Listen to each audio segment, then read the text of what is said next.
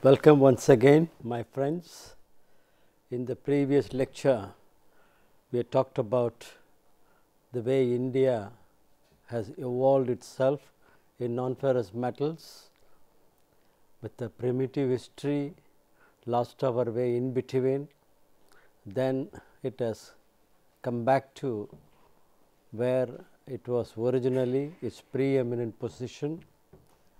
How the various government policies curtailed or suppressed the growth of the non-ferrous metals industry, and after the economic liberalization, how opportunities have unfolded by itself, and the Indian companies going in a big way in global acquisitions, takeover of mines, takeover of downstream companies, international companies trying to come to India to exploit its natural resources, and the way the production, consumption, usage of non-ferrous metals has been consistently witnessing impressive growth rates during the last few years. And we concluded by talking about what kind of strategies Indian government, India as a whole should adopt in mining, in exploration, in R&D, in market development, and in creating a sustainable energy environment friendly recycling industry in this country. That is where we concluded. Now, let us look at the downstream applications, the markets for instance, one of the metals, how the growth of metals, steel or non-ferrous metals, their future, their fortunes are very closely linked with the economic growth of our country. If you look at this picture, we are going to be talking about the various downstream applications of zinc and lead. What are the key drivers, the motivating forces for increasing the consumption of zinc and lead? In the case of zinc, more and more of zinc is being consumed by the steel industry by coating or galvanizing of various steel items. As I said in my previous lecture, sheets, steel sheets, corrugated sheets, plain sheets, galvanized steel pipes, galvanized structurals in various applications, galvanized drums, galvanized buckets. So, more and more of zinc is being used in the steel industry, and therefore, the future of zinc, the fortunes of zinc very closely linked with the steel usage pattern in any country. The other factor would be whether a country, that particular country has got enough of domestic production of zinc, domestic availability of zinc to use in various applications. One is the steel, the other is the zinc availability. Now, more and more of steel and more of non-ferrous metals, they are all used in several infrastructural sectors. Steel is noticed very prominently, and non-ferrous metals are also there, which are not visible enough, but I am going to be highlighting where they are used. For instance, in infrastructural sector, as I mentioned in the previous lecture, the aluminum conductors carry the electricity produced in one location to a destination user point several hundred kilometers away, and all those transmission line towers power transmission line towers, they are made of steel, mild steel angles, and this is one structure which should be protected from corrosion. And there are several methods of corrosion protection. You can electroplate a steel article, you can paint a steel article, you can have a metal coating, metallic coating, and that is where zinc comes readily. Each non-ferrous metal has very specific property advantage. Zinc is an excellent corrosion resistant material. Zinc also gets consumed in the atmospheric reactions, but at a very slow rate of attack. It consumed very slowly, and therefore, it is able to prolong the steel which is coated with zinc. Now, the transmission line towers are one such structures which have to be maintenance free for a long time. You can't think of maintaining a transmission line tower periodically every 2-3 years, which means you have to shut off the power supply, and the users, they do not get power for several days, industry production comes down, the agricultural pump sets will not work because there is no power, and there are vital structures, vital establishment like a hospital for instance, transport movement, communication, these need electricity continuously, which means the transmission line towers have to be maintenance free, and that is where zinc is coated on the transmission line tower made of steel. And power is one of the infrastructural growth areas where government is putting lots and lots of money to increase the power generation in the country to meet the future needs of power.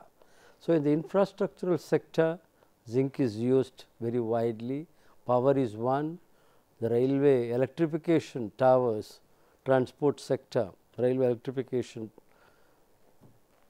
steel structures, they are all coated with zinc again for maintenance free protection.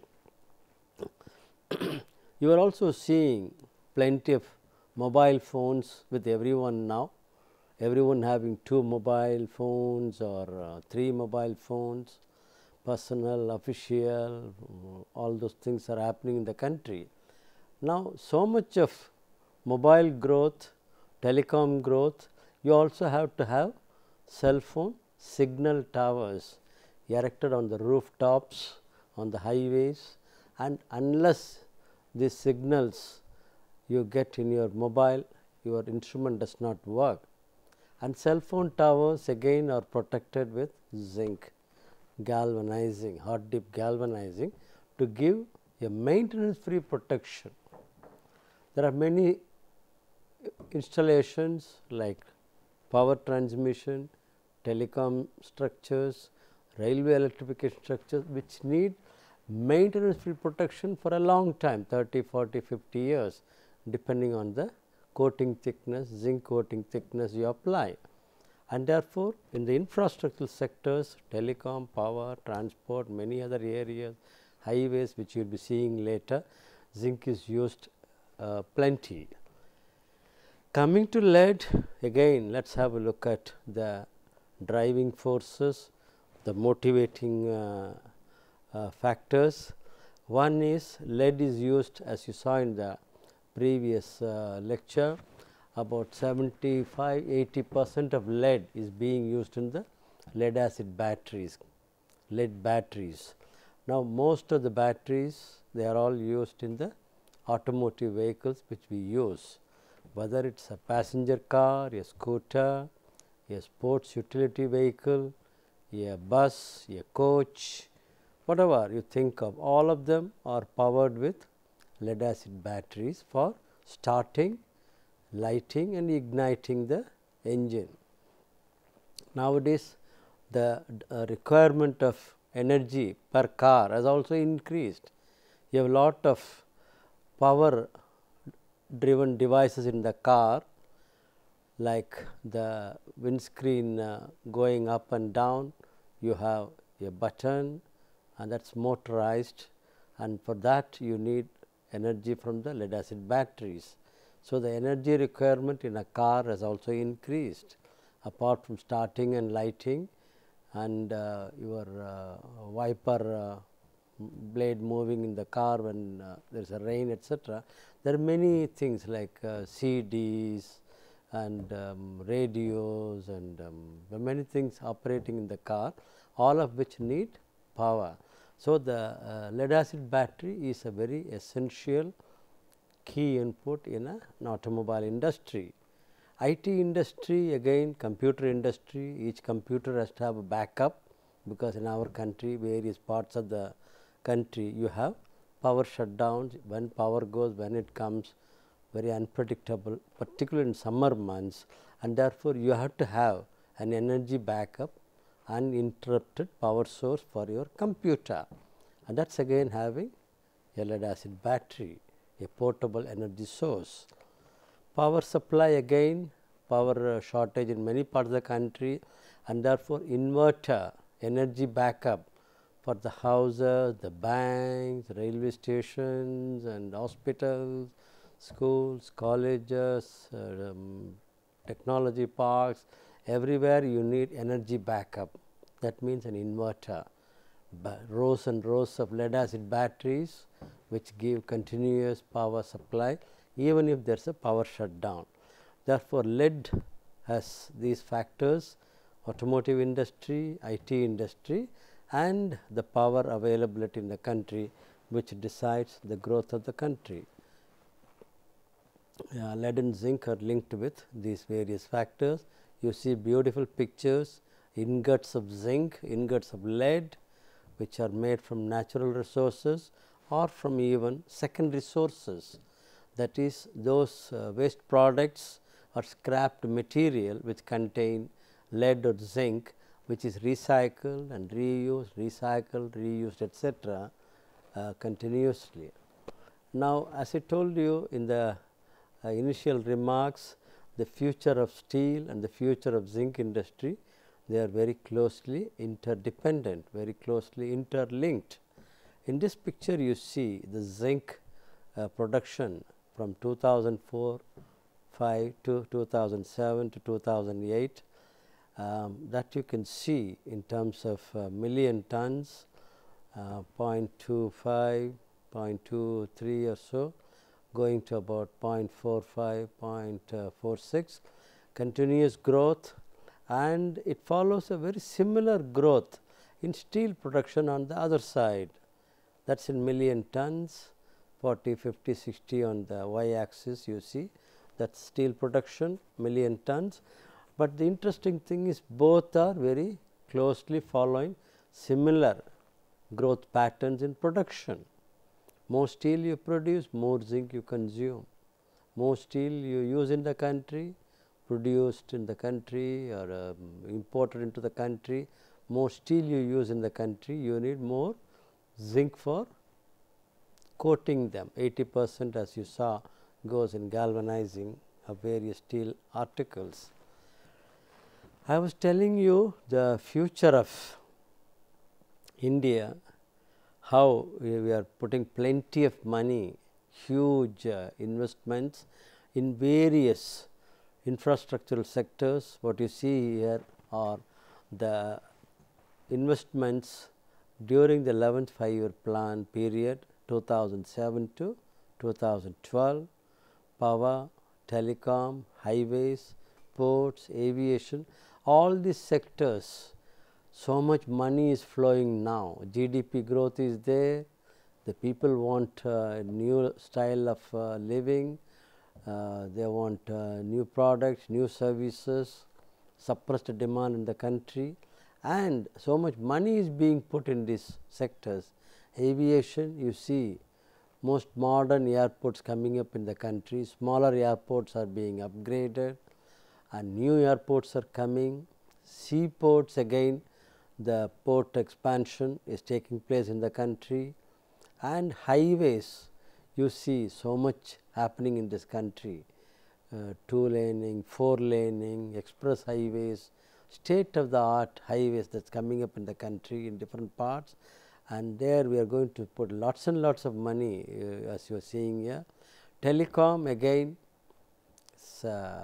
India is the fastest growing mobile market in the world after China. And power, again India needs huge amount of power, one for the growing population and also for the other uses like industrial, agricultural uses, etc. Therefore, we do need a lot of power generation to be increased, and therefore, so much money is being put in power sector.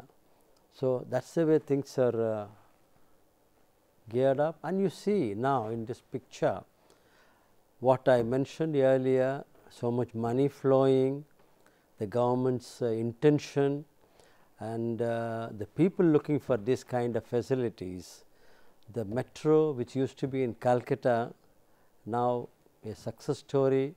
The most modern metro transport system has come in Delhi. The world leaders are appreciating the facility that has come in Delhi, rapid transit systems, and this is now coming up, metros are coming up in other cities too, in Mumbai, in Hyderabad, in Chennai, etc. And also the buses, the public transportation, the coaches, the type of coaches you see in the country as you see anywhere else in the world. This is the order of the day, the more and more such coaches, high capacity buses for peak traffic movement, and they are all, some of them air conditioned, some of them are non-air conditioned, having plenty of non-ferrous metals, engine blocks for instance, they are all huge aluminum engine blocks there, plenty of lead acid battery there for such heavy vehicle to be moved and started and lighting, etc. And what you see in the picture, the lower picture is an airport complex, a new airport complex just coming up. So much metal is being used, so much steel is being used, and many of them are coated with zinc, galvanized steel, and the roofing sheet that you will use, they will be color coated or pre-painted steel sheets. Color coated means the steel sheets are coated with zinc, a coating on the top of the steel, and above the zinc coating you will have various organic colored coatings to give a good visual appearance, blue, green, whatever colors that you want. So much of non-ferrous metals are also being used there when this kind of new airports, upgradation of airports are coming up, etc. And this is the order of the day. Now, what is the story now? Now, what are the various markets in India where India is suddenly coming up in a big way? You have conventional applications of galvanized material, sheets, corrugated sheets for roofing, sheds, etc., GI pipes, zinc coated pipes, bringing water to the homes and offices, schools, etc., and the galvanized fencing wire or the barbed wire, etc. These are all the established applications, and even the others like I mentioned earlier, the transmission line towers coated with zinc, galvanized transmission line towers, galvanized telecom or cell phone signal towers, galvanized railway electrification towers. They are all steel basically, but they are coated with zinc. These are all the proven, well established markets in India. Now, the money that is coming up, the investment that is being put in the infrastructural sectors, that has thrown up again new markets for many metals, non-ferrous metals.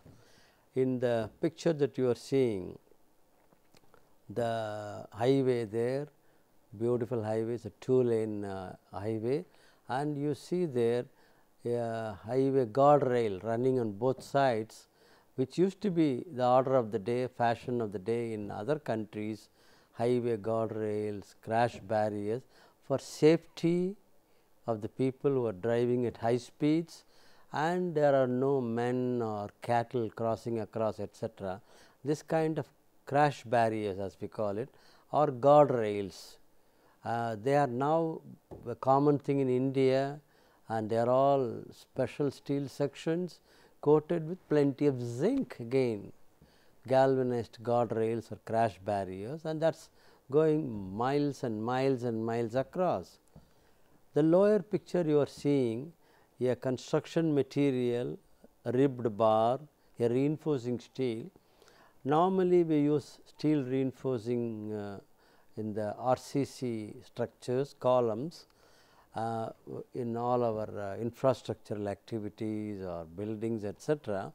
But in coastal areas where corrosion will be a major factor, any construction in the coastal areas, it could be a bridge, it could be a flyover, it could be a water tank, it can be a defense establishment.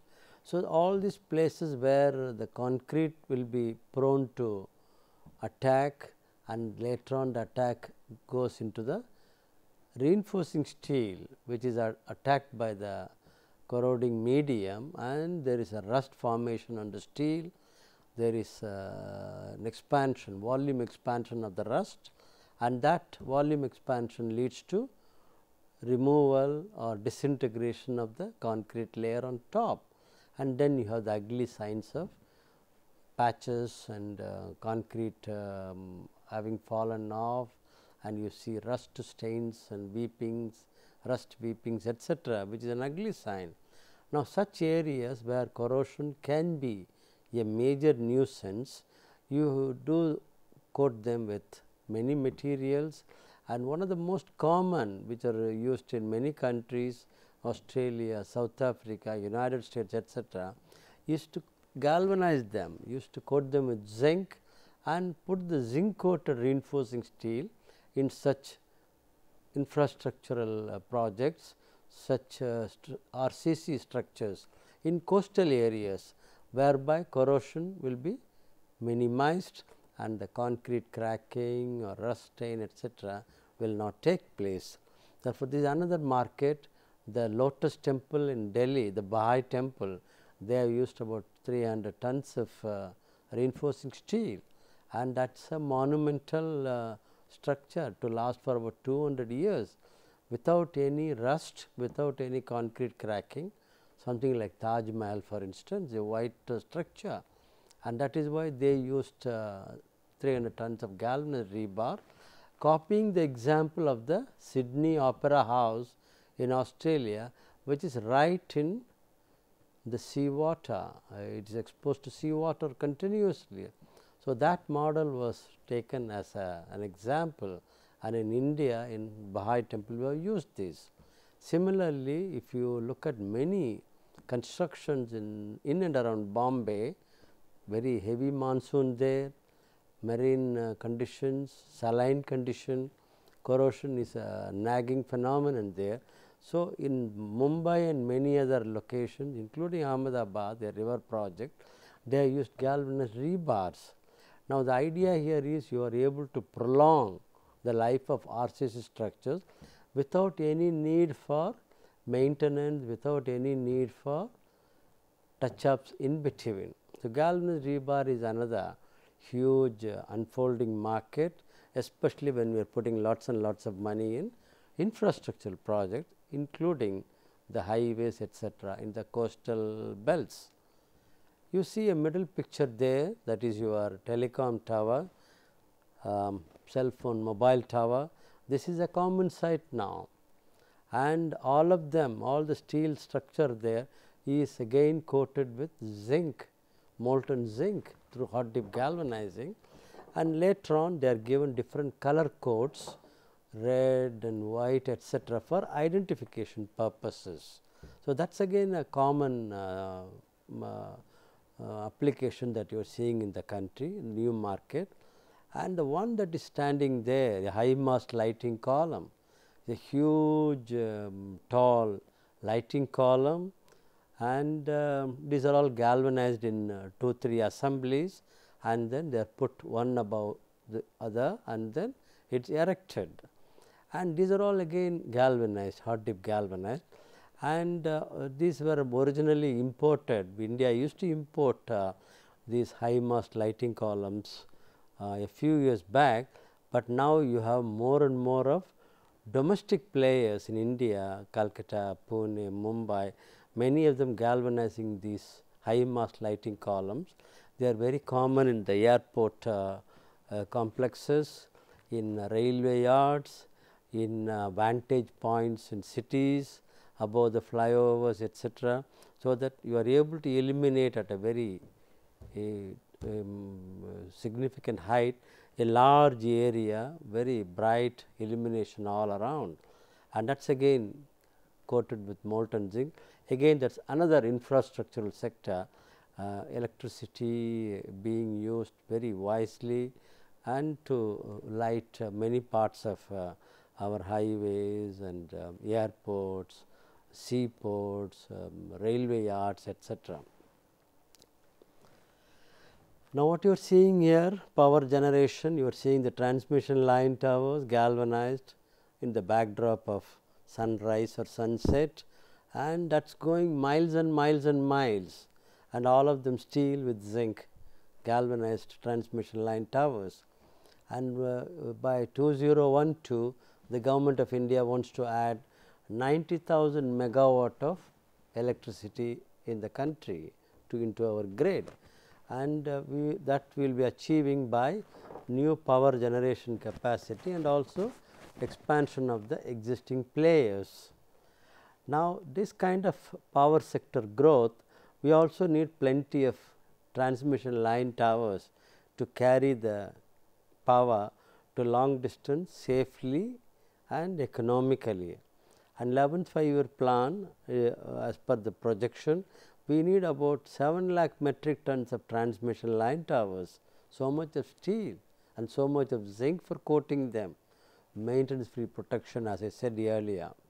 Now, because of this kind of a growth in power sector, there are many new players entering this growing market, and also the existing players are also expanding their galvanizing capacities to meet the emerging demand of transmission line towers from this sector. And let me also tell you, one is the domestic power sector growth, and India has been a very important turnkey player to many countries in supplying transmission line towers, erecting them, installing them, designing them, testing them, and putting them into efficient operation in many countries. Many developed and developing countries, you will see Indians having put up such transmission line towers over long distances in Africa, in Latin America, in Australia. So, India is also a big player, and that means we have shown our expertise in galvanizing, in designing, in erecting them, and we have mastered the art of the transmission line tower business. So, this is the way India has been growing both domestically and internationally. Now, you are seeing high mast lighting columns on the picture there, right side, a shop floor picture, where they are trying to galvanize high mast column in pieces. That is probably the base which you are seeing there at the thing, and they just put one over the other after galvanizing as segments. Now, Bajaj Electrical is a big player in the country, and because of the growing demand, they are doubling their capacity, and as I said earlier, more and more new players are also coming into the business of galvanizing or zinc coating these high mast lighting columns. The other picture, you are seeing a typical city now in India, nice highways, but what you should also notice is the galvanized lamp poles. For many decades India, we used to be painting them with aluminum just to give a corrosion protection, but for a very short limited life. Paint does not give a long life. It could be there for 2 years, 3 years, one monsoon or humidity in the location, will eat away all those paints, the paints get removed and the underlying steel starts getting affected by corrosion. So, they were giving short term protection, but today many public works departments, central public works department, many city municipal corporations, they have realized instead of giving repetitive painting which is costlier in a very short time, it is better to give a slightly costlier 10% costlier protection method, coating material through zinc 10 to 15% more, but you get an advantage for life, maybe 40-50 years without any touch up needed there, a maintenance free protection, and you save a lot of money also. So, that is the thing that you are seeing in that picture. Now, telecom sector, again I told you earlier, mobile, India, the second largest mobile wireless market after China. A few years back, Ernst & Young, they did a study about the mobile market. At that time, the mobile subscriber used to be 336 million in this country. Today, you will be surprised, we have just crossed 500 million. That is 500 million, they are having mobile phones in this country. And almost every month we add about 10 million mobile phones. Mobile phones again, as I told you earlier, the body is made of magnesium, for instance, a non-ferrous metal which is light in weight, and every month we are adding 10 million, and this kind of a growth you will need about 90,000 to 1 lakh cell phone signal towers, telecom towers per annum, 1 lakh towers per annum, which is a huge growth. You are seeing the picture there, a cell phone structure there, passive infrastructure as it is called many times. It is very passive, it is not playing any active role, it is just communicating the signals to your instrument. And by March 2009, we had almost about 2,50,000 towers, this kind of towers galvanized with steel, zinc, and then painted later on. Now, at that time when they did a study, Ernst & Young, the tele density in India was only 32%.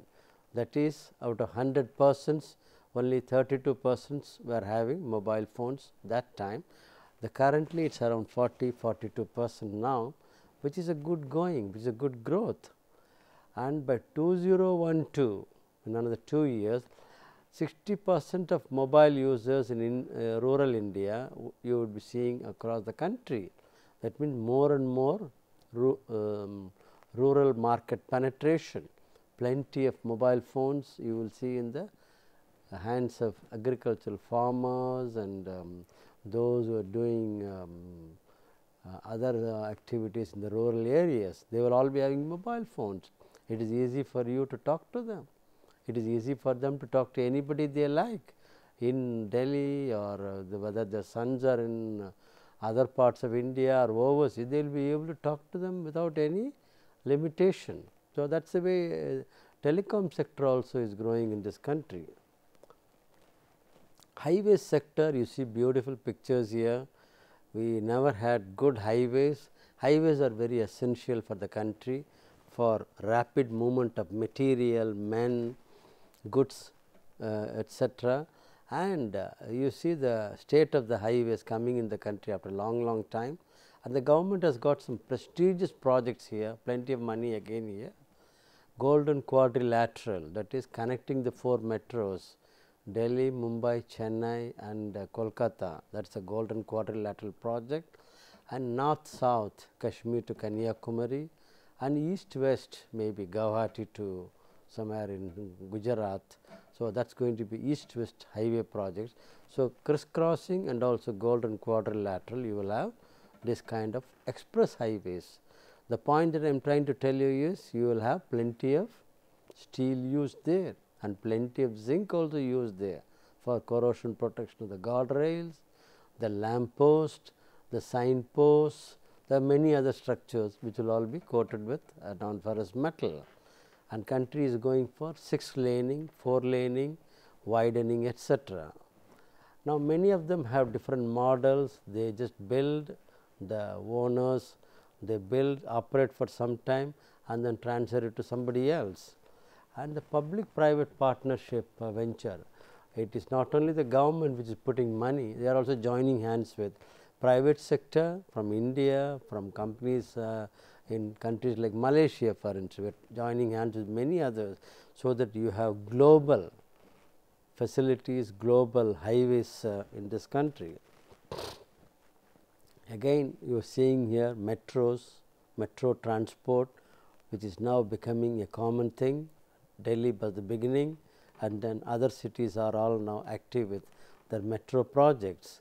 Now, what you are seeing there in the metro coaches there, and above that you see the electrification structures, which are all steel and then again coated with molten zinc or galvanized steel.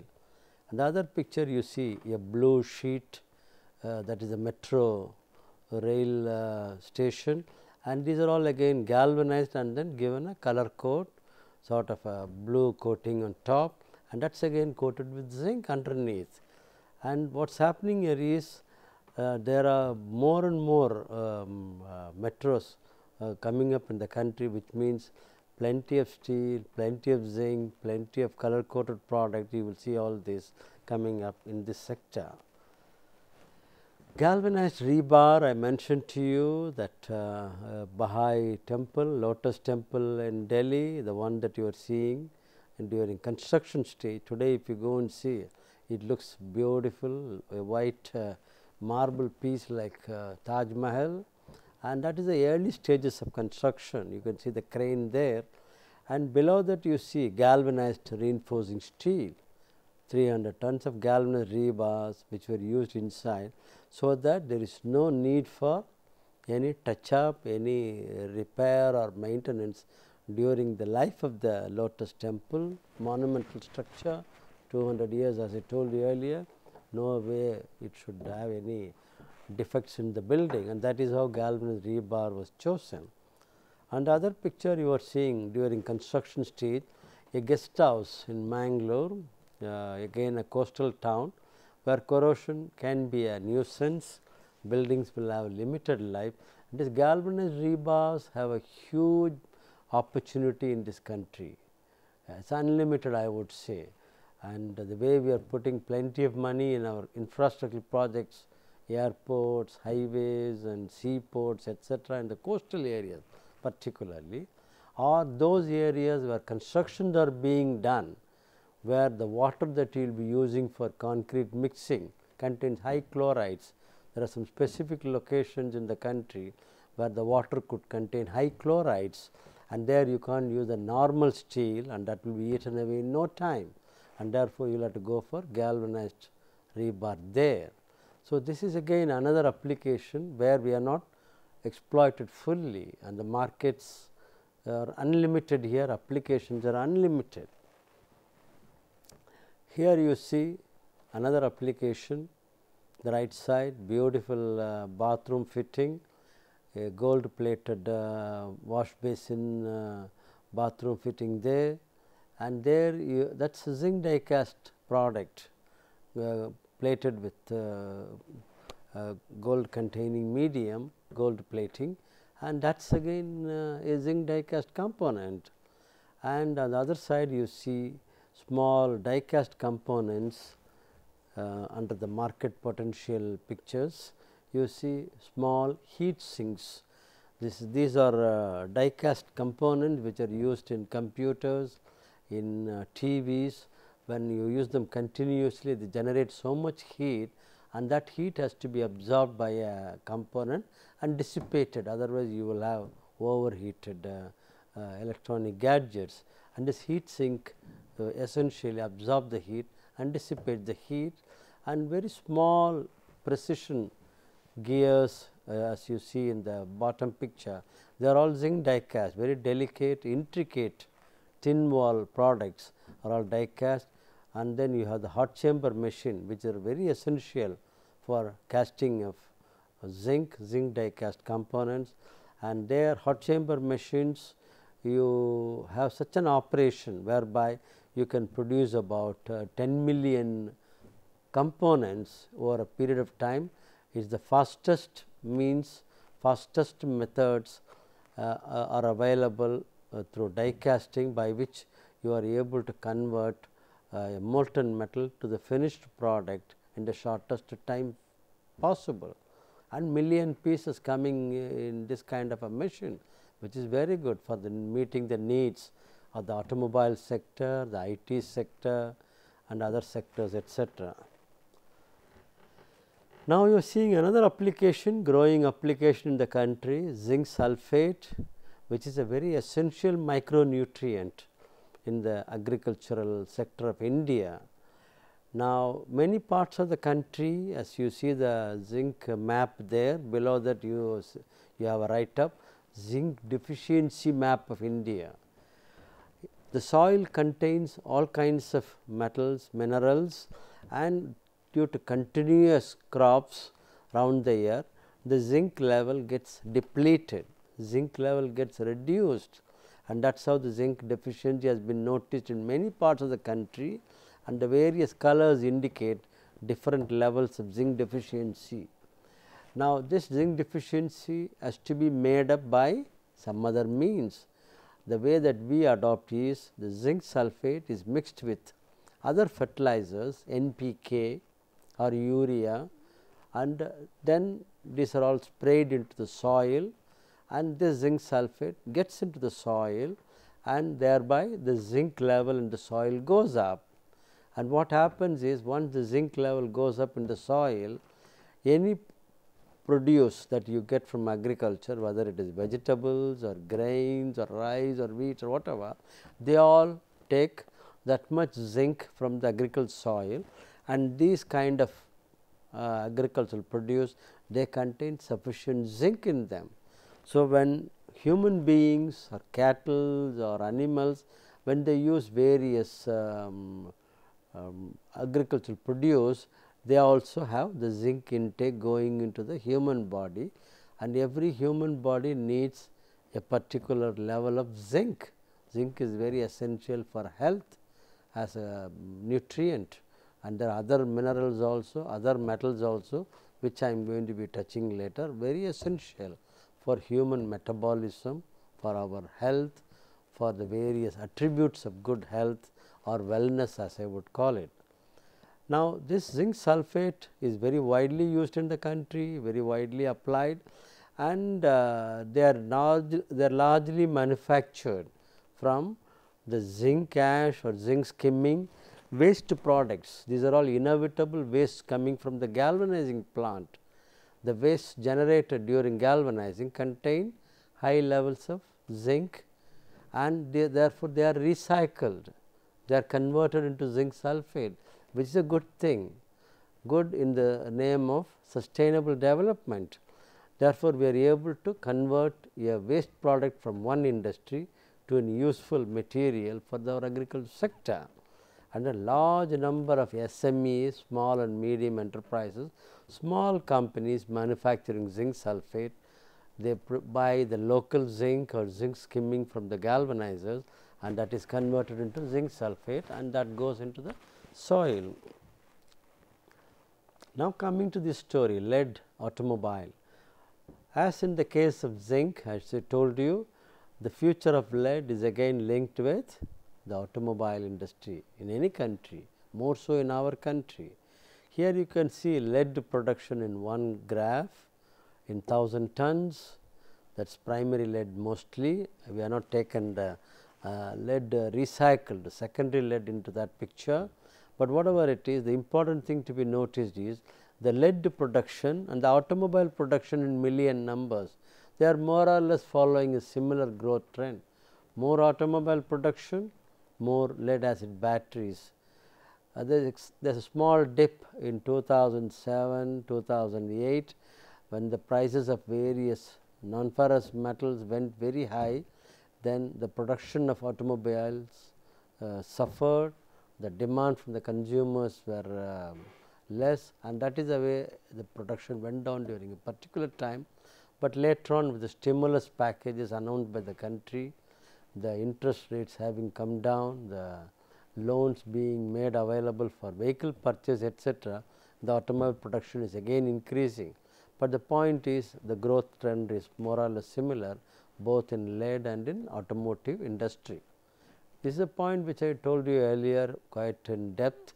Lead acid batteries, the growth trends in India, the galloping automobile population, all the global players in two-wheelers, three-wheelers, four-wheelers, coaches, they are all in India manufacturing different types of vehicles, and all of them need lead batteries for various starting, lighting, igniting, etc. applications. Power inverters, the power backup for various parts of the country, that is again another growth area. UPS for computer, backup for the computer, that is again a lead acid battery instrument there. Now, the other aspect which our country, we are putting lots and lots of emphasis, and a lot of money is going to flow into this area also, solar energy, wind energy, etc. Now, in these cases, when you generate energy, whether from solar means or from the wind, etc., you have to store this energy, and after storing it has to be tapped for various applications, which means there is a need for a storage battery there. Therefore, that is again another growth area. Many parts of the country, in Tamil Nadu, in Gujarat, in Rajasthan, you see lots and lots of windmill towers coming up, something like what you see in Holland perhaps. So, these also will need lead acid batteries for storage. And the last one is the electric vehicles, battery driven vehicles. When the price of oil, the petrol, diesel, etc., goes up, everyone looks for alternatives, whether you can reduce your petrol or diesel usage, or whether you can have any other means, CNG driven vehicles or lead acid battery used electric vehicles for instance. This electric vehicle is something which is catching up very fast in the country. The two-wheelers we have made a success. Honda for instance, Hero Honda has come up with number of electric scooters, TVS scooters, they have also come up with number of electric vehicles, battery scooters, and these are all running for limited distances. There is a battery there, you charge the battery, you start the vehicle, drive, noise free, pollution free, silent riders, and once you run for 60, 70, 75 kilometers, when the battery gets discharged, again you go for charging them in your house, in your office, and then again you charge the battery and you take the vehicle for further movement. And this is again a growing activity, and some parts of the country already companies have come for setting up charging stations, battery charging stations, where you can go and get your battery charged in your house or office, or you will have readily charged batteries, which you just take and give your discharged batteries, put the charged batteries, and you keep moving. So, this is again a growing thing that is happening in the country. You all would have heard about Reva electric vehicle from Bangalore, small car, and the government, both center and state, they have given lot of incentives now by way of taxes, by way of insurance, by way of waiving registration for the vehicle, etc. They want to promote more and more of electric vehicles, especially if it is going to be single driven or for small distances or traveling within a city, and this electric vehicle is catching up now. Practically all the vehicle manufacturers are also working on this. Now, Nano will be again, Nano today will be a petrol driven car, but very soon you will find it as an electric vehicle. It is there, it is in their agenda. And similarly, Mahindra and Mahindra and a number of companies who are all working on electric vehicles of their current production ranges. And because of these various growths, the battery industry, lead battery industry is witnessing double-digit growths. You see here different types of vehicles I was mentioning, Revo on the top, e-scoot, and there is again a scooter there, and nano there, picture of nano there, which could be an electric vehicle very soon. Now, windmill energy, solar energy, again lead acid battery has to be there at the base to store the energy, and the towers, the steel structurals, they will be steel, but then they will be coated with zinc. So, zinc would be there, lead would be there, and this is the way metal is, metals are having a very silent role. Now, lead and zinc markets conditions are very ideal in the country, the markets are growing, the economic growth is on a high growth momentum, more and more money on infrastructure, more steel being used, and increased zinc production in the country, and more lead battery recycling will be there in the country. You are going to be producing and using more lead acid batteries.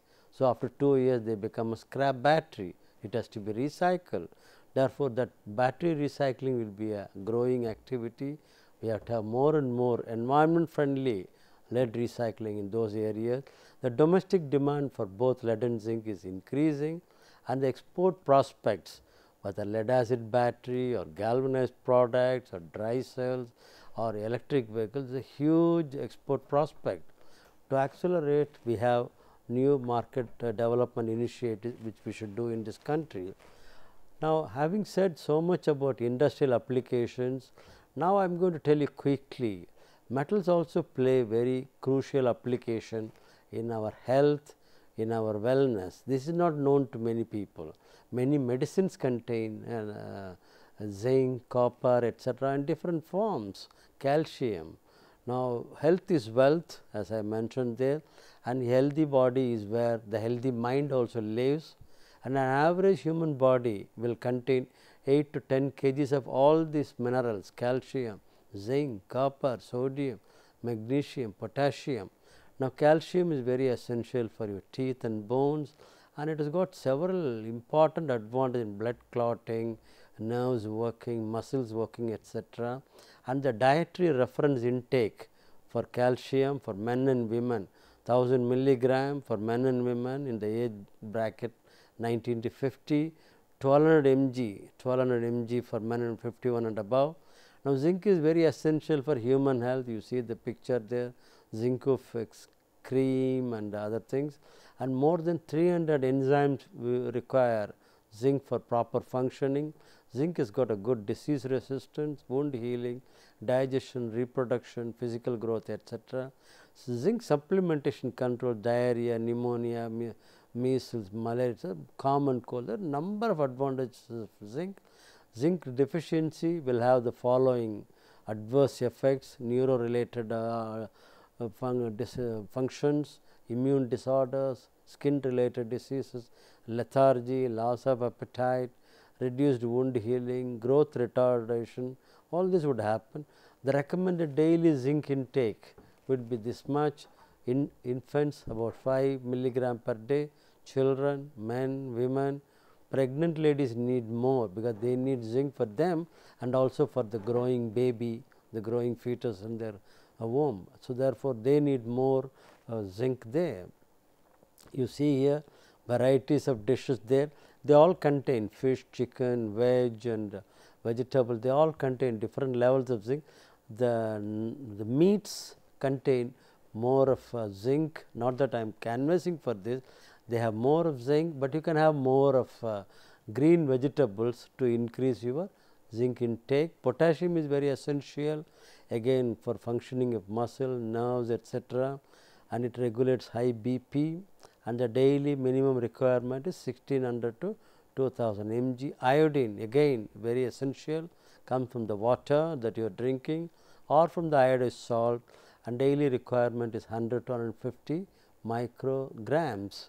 Now, magnesium, they are present in small quantities, it forms the bone substance along with calcium, and this is also very essential. Sodium, it regulates the fluid level in the body, and it is also found in food additives, sweetener, etc. And a teaspoon, if you take, it contains about 2000 mg.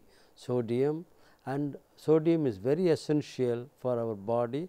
Any excess goes in the excretions. Copper again essential for human health, 1 to 2 milligrams for adults, 0.5 to 1 milligram for children. Energy metabolism, functioning of nervous system, maintaining the metals balance, all these are achieved by copper, and any copper deficiency leads to stomach upset, nausea, diarrhea, etc. To conclude, as I mentioned, non-ferrous metals play very important roles in our society, lesser noticed unfortunately, but they play very critical roles in industry, in agriculture, in infrastructure, in health, in wellness, etc.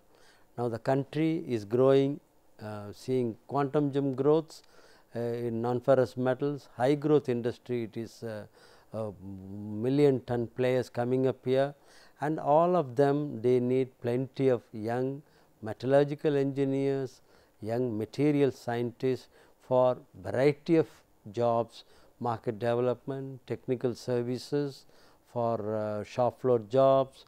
So, we need plenty of metallurgical engineers, material scientists, and this industry, non-ferrous industry, they are all paying attractive compensations now, attractive packages. Companies like Vedanta, companies like Birlas, they are all global companies now, and they need best brains, and that can come from our youngsters.